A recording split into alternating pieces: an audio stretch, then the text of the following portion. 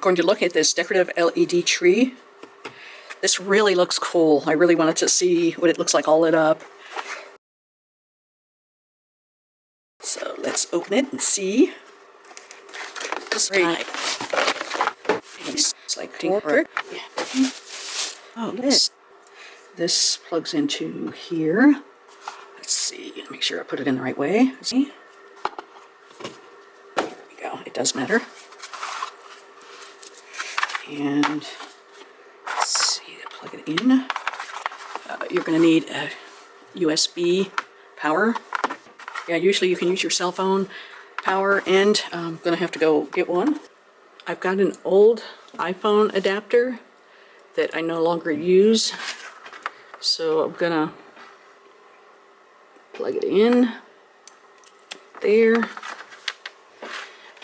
let's turn this thing on. Okay, and let's see.